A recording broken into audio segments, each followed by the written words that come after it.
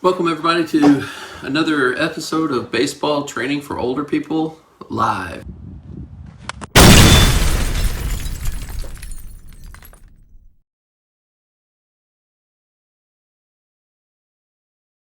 Eric Berg is our guest, all the way from Minnesota. Well, you want to talk about playing some baseball for a little bit? Yeah, I do really want to talk about vintage baseball, because that's how I got back into baseball after being gone a long time. Yeah. Um, Well, tell we us the had, story. Give us the cliff notes from the beginning. Where did your love for it start, and just kind of the cliff notes, and then dive into that next. yeah, well, like it's pretty typical American baseball story. My father was a good baseball player. Played a lot of baseball up until the war, and then he was actually in the 82nd Airborne in World War II, and then played a little baseball in the military, and then a little baseball afterwards. But he had that love of baseball, and it was always on the radio and everything, and just learned to play in the backyard.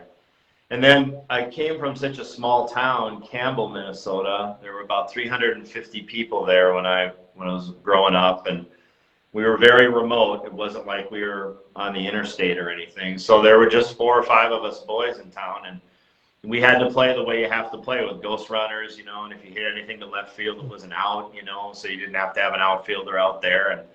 And we just played that way. And then we played the Little League, and then Babe Ruth, and then high school. I was able to go to a high school with about 100 in the enrollment.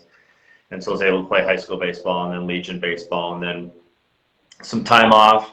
I umpired when I was in graduate school to stay close to the game, and then now I've sort of played on all these weird amateur teams that just pop up. You get a phone call from somebody here or there, Bruce Tomei, for instance, and you get an email from somebody like Bruce, and they need a player, and it kills me to turn those opportunities down. I just turned down playing with Bruce and Dale Bierke yesterday, because I had a birthday party for a niece of mine I had to go to.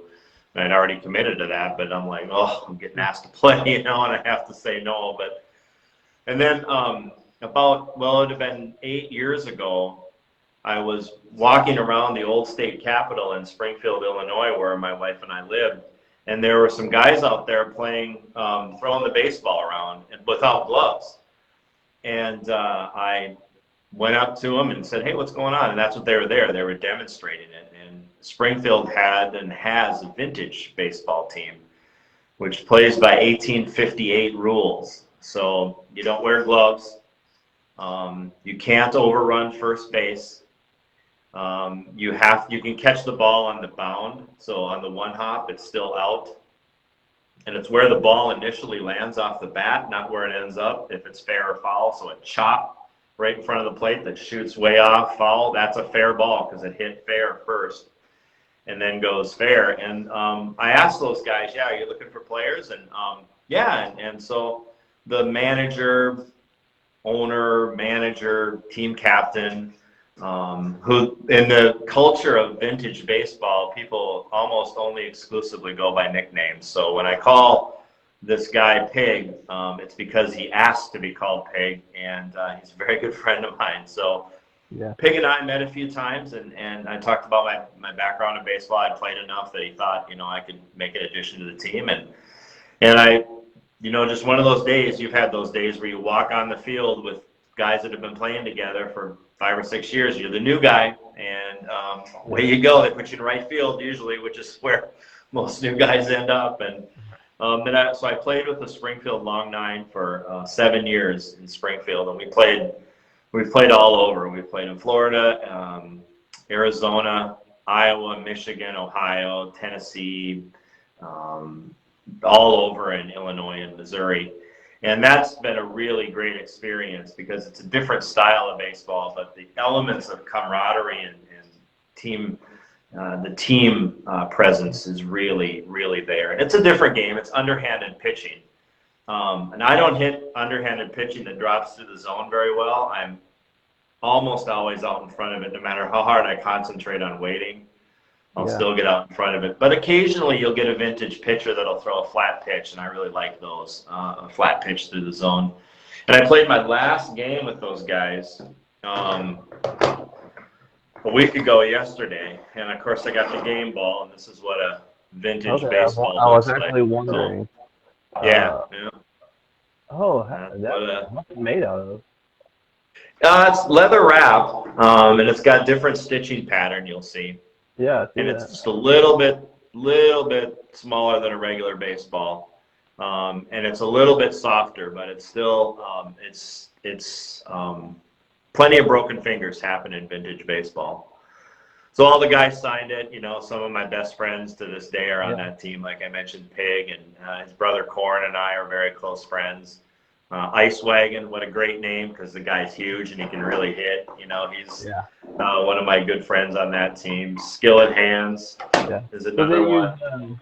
Is there any regulations to the bats then? Yeah, there's a dimension of the bat. It's just a little bit skinnier than a legal bat today, but there are no dimensions on weight and there are no dimensions on length. Okay. And they can be made of almost any kind of wood. You can see some big boys, if it's underhand, swinging some big lumber out there and trying to elevate that ball. But it's fun to do that. You know, it's fun to get into one and drive it out there. But we usually play on fields that have no outfield walls. So if you play those guys deep, you're almost always going to catch those on the one hop, you know, when they're out.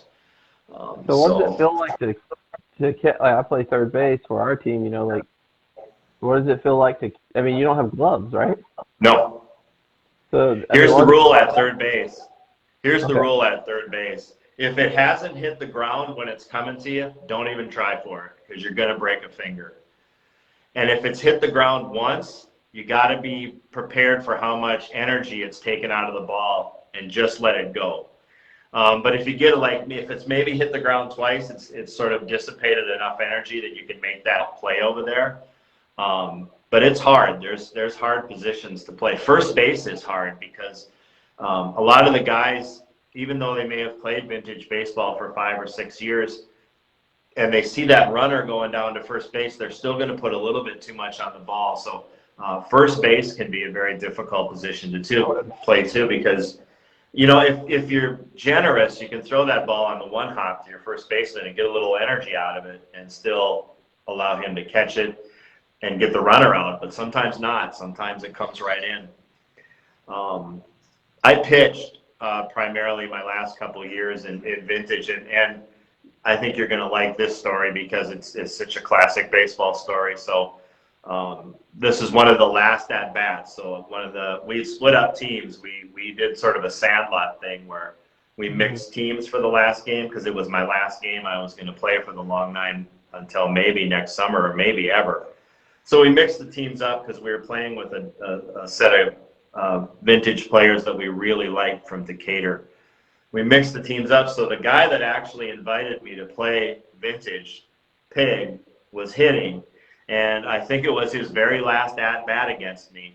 He came right up the middle, and he put one off my hip, and I'm still wearing it a week later. You know, that's the way it is in baseball. He's my buddy, you know, but you're going out, you're not playing for us anymore. I'm coming right up the middle at you, and I'm wearing that one to this. Yeah.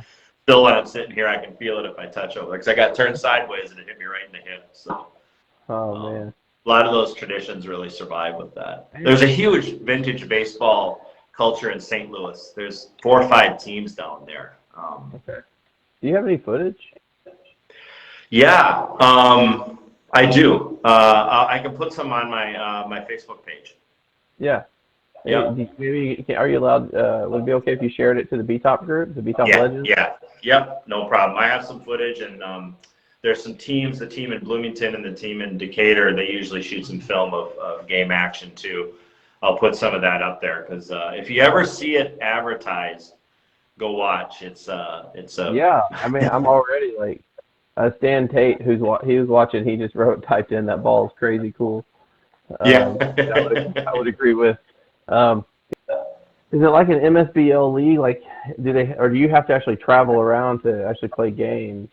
Because we travel a lot. Okay. You know how each team has its own little flavor to it. the team that I played for, the Springfield Long Nine, we were always known as being a really good traveling team, which that means we could get 10 or 11 people to show up at a site, even if it was in Iowa or Michigan or Tennessee. We could get our 10, 11 players there. So we traveled a lot. We'd play, I don't know, 20 dates summer, 24, 22 dates a summer. They're almost all doubleheader, 7 innings. Of those, maybe 2 we played at home, 2 or 3. So sometimes it was just an hour up to Bloomington, or maybe an hour and a half, 2 hours to St. Louis.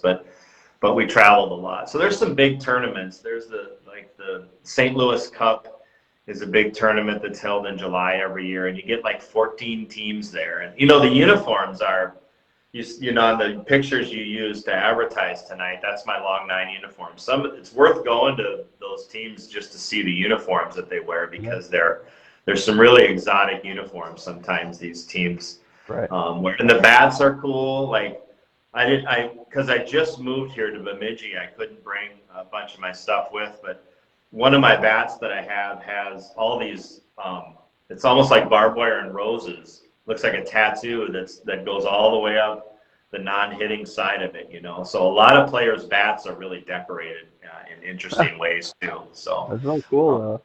Yeah, it's cool. Pillbox Bat Company is the one that makes the really decorated bats. So if you go to Pillbox Bat Company's Facebook page or website, you can see that the exotic bats like that. So what era are we talking about here? That's a good question.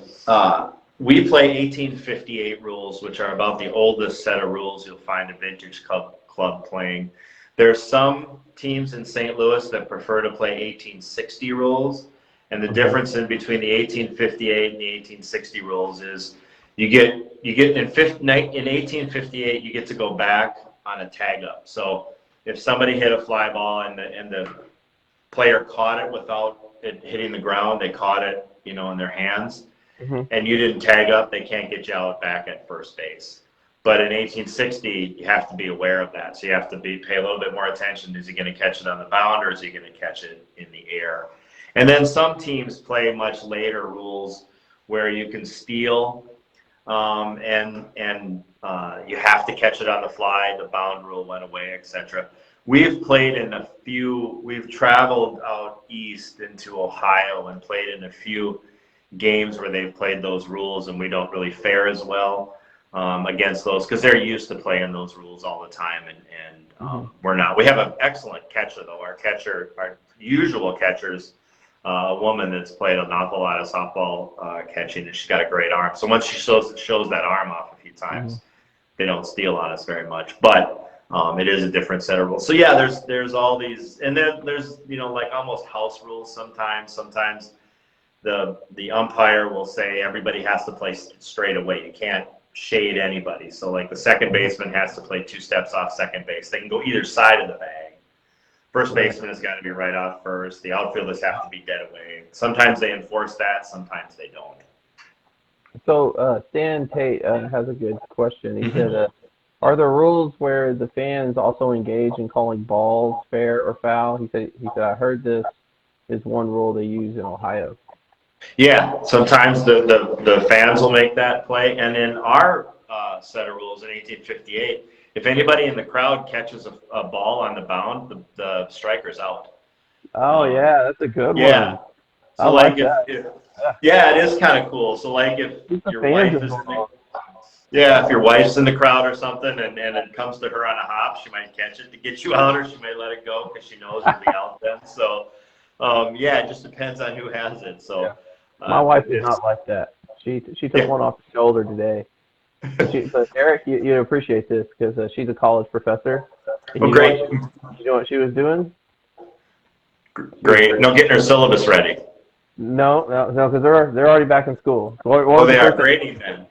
She was grading papers. Grading papers. And she all of a sudden, she's got she's not here, but she's got the stitches on both. Yes. Yeah, so she's wearing one too today. So she's a little mad. There's a funny story with her though. Like when we were dating, we've been married 20 years, and when we were dating, I was like, "Hey, let's go play catch." Because she's never played. She's not. athletic in that capacity, you know, Yeah. with any kind of physical contact sport. And I was like, let's play catch, so I threw her the ball, and of course it like hits off her glove, and Yeah. she throws it back, and I throw her another one, and it hits her in the collarbone, and I'm just barely lobbing it, and Yeah. she goes, "I'm done, and I'm never That's playing it. again." And dude, she has never played catch ever since that day. Yeah, but she goes to games, and you know how it is when you got to have a good support system to do this, You do. otherwise, You do. you know, you're not gonna be able to do it. So she's Yeah. been a trooper. So man, Yeah. it was so good having you on here. This is fun. I hope someday our paths can cross and we can have lunch or something, and Yeah. maybe even play some ball or something together. But in the meantime, let's stay in touch through this group, and For sure. post some videos. Appreciate it. Well, thank you for having me on. And yeah, I really do want to cross paths over a beer and then over, over in 7 innings or something. It'd be fun too. It's so awesome. Yeah, appreciate having you. Yes. Thank you. We'll see you around. All right. Yep. Good night. All right. Bye. Well, that was that was a fun interview, guys. Appreciate those that you watching. Stan Tate. Yeah, I agree with you, Stan. Stan says a great show, very insightful, educational. Love this episode. One of my favorite episodes we did was the one that Stan did. But I would agree, this was a really fun episode to watch. And if you're just now tuning in, please go back and rewatch this on Facebook. I will post it to YouTube eventually. But wow, I didn't even know any of this about the vintage league, and that's something that's really cool about this experience is I'm learning so much more about what's out there in terms of men's baseball and women's baseball. Like guys, I can't wait to try to track down this girl that was playing for the Indians team that we played against in Kansas City. I mean, she was a baller, man. Because I want to interview her eventually, and so you know, it's been really cool. Doing these types of interviews, meeting you guys. You guys have any suggestions for future people to be on the show? Let me know. We'll do what we can. So just a reminder, guys, the shirts are in. So Stan, I know you're watching. You should have one coming to you in the mail. They're really great shirts. I will say this, that I like them better after the first wash because it kind of softens up the pattern. But here's a fresh one for you. You guys have already washed the one once that I have one, but you know, if you want one of these and you didn't order one, I did order some extra, so you can just let me know and what your size is. I'd be happy to get that to you. And guys, I got in the lineup.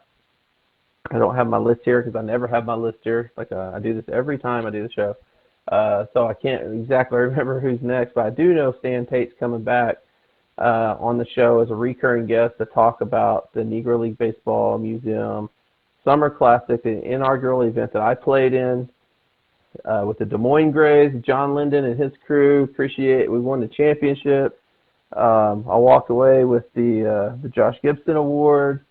Joe Smith from the Des Moines Grays got the MVP award, and Satchel Paige pitching award went to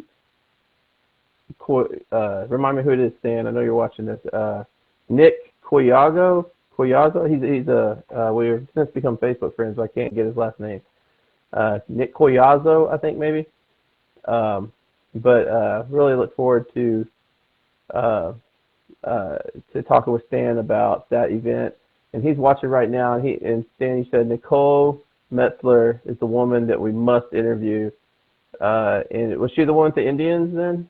Is that the one I'm talking about then? But I'm willing. It doesn't have to be her. I mean, I would love to interview her, but we'll just see where that goes. So Stan, I'll just get with you, and you can connect me with her, and we'll get that. And we'll try to get her on the show. So, anyways, guys, I'm gonna let you go. It is approaching 10 o'clock right now, and I'm tired and I'm beat up, and and I'm ready. And I'm ready to go to bed. So, so let's just try to start my healing journey for this knee because we got the MSBO World Series in October, and I need to be ready for it. So, you guys take care. We'll see you next time. Bye.